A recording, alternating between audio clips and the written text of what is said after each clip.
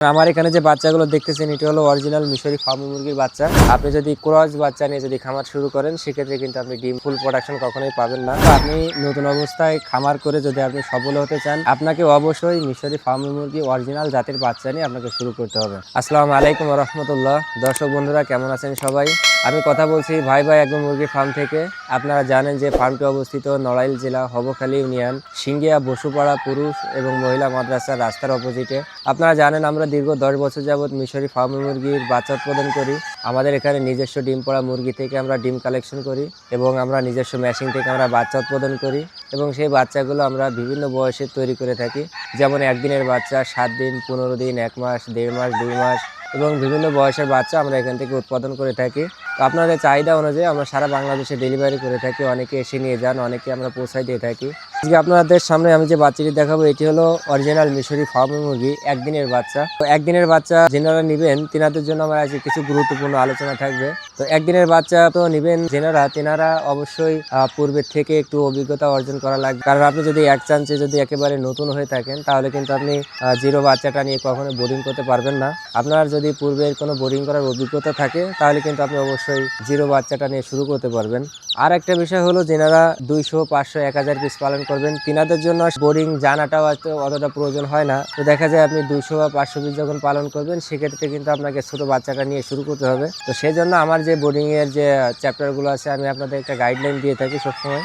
আমি সেই নিয়মকানুন আপনাদেরকে দিয়ে দেবো। আপনারা সেভাবে একদিনের বাচ্চা নিয়েও কিন্তু বোর্ডিং করতে পারবেন। যদি আপনি 200 বা 500 পিস বাচ্চা নিয়ে থাকেন তাহলে বোর্ডিং এর আপনার কোনো ঝামেলা নাই। আর যেনারা মূলত 50 পিস বা 100 বা 200 পিসের কম যেনারা পালন করবেন তিনারা একদিনের বাচ্চাটা নিয়ে একটু জটিল হয়ে যাবে। যদিও মনে করেন যে আপনি পরীক্ষিতভাবে আপনি শিখতে চান তাহলে কিন্তু আপনি অবশ্যই নিতে পারবেন। আপনাকে আমি সেই গাইডলাইন দিয়ে দেবো। আমি আপনাদেরকে অনেক সময় বলে থাকি যে ফার্মি মুরগি অরিজিনাল ফার্মি এবং ক্রস ফার্মি এই দুইটা বিষয় কিন্তু আমি আপনাদের সঙ্গে কিন্তু মাঝে মাঝে আলোচনা করি আপনাদেরকে বোঝানোর জন্য।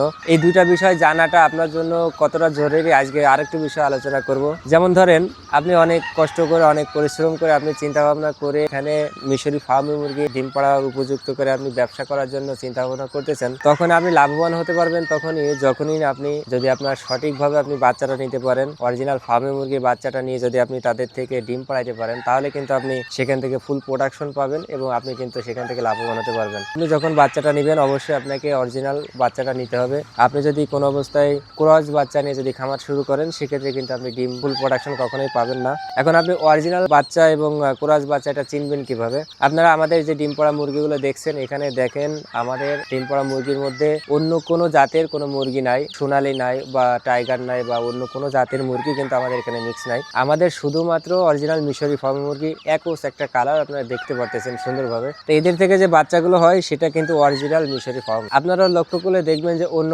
অনেকেই ভিডিও ছাড়ে তো তাদের বাচ্চার মধ্যে ডিম পড়া মুরগির মধ্যেও দেখা যায় অনেক সময় সোনালী মুরগি এবং অন্য জাতের মুরগিগুলো সেখানে থেকে থাকে। তাদের থেকে যে বাচ্চাগুলো হয় সেগুলো তো নিঃসন্দেহে ক্রস বাচ্চা। আপনি যাদের ডিম পড়া মুরগির মধ্যে অন্য জাতের মুরগি আছে তাদের বাচ্চাগুলো ক্রস হয়ে যাবে। আবার দেখবেন যে যারা বাচ্চা বিভিন্ন বয়সের বাচ্চা যারা ভিডিওতে দেখায় তাদের বাচ্চার মধ্যেও দেখবেন যে সোনালী থাকে, দেশি মুরগির মতন কালার থাকে বা কোথায় ফার্মি মুরগি ছাড়া অন্য আরো অনেক কালার সেখানে দেখা যায়। তো সেটা কিন্তু অরিজিনাল ফার্মি মুরগি না, সেটা কিন্তু ক্রস বাচ্চা হয়ে থাকে। কাজে আমি আপনাদেরকে অনুরোধ জানাবো আপনি নতুন অবস্থায় খামার করে যদি আপনি সফল হতে চান আপনাকে অবশ্যই মিশরি ফার্মি মুরগি অরিজিনাল জাতের বাচ্চা নিয়ে আপনাকে শুরু করতে হবে। যেনারা একদিনের ফার্মি মুরগির বাচ্চাটা নেবেন তেনাদেরকে আমি একটা নিয়ম কানুন দিয়ে থাকি। অবশ্যই আপনি যদি 200 বা 500 পিস নিতে পারেন নিয়ে যদি আপনি শুরু করেন সেক্ষেত্রে আপনাকে আমি একটা গাইডলাইন দিয়ে দেবো। আপনার বোর্ডিং এ কোনো সমস্যা হবে না। অনেক সময় একটা ব্যাপার হয় যে অনেকে দাম নিয়ে বিভিন্ন সময় জানতে চান।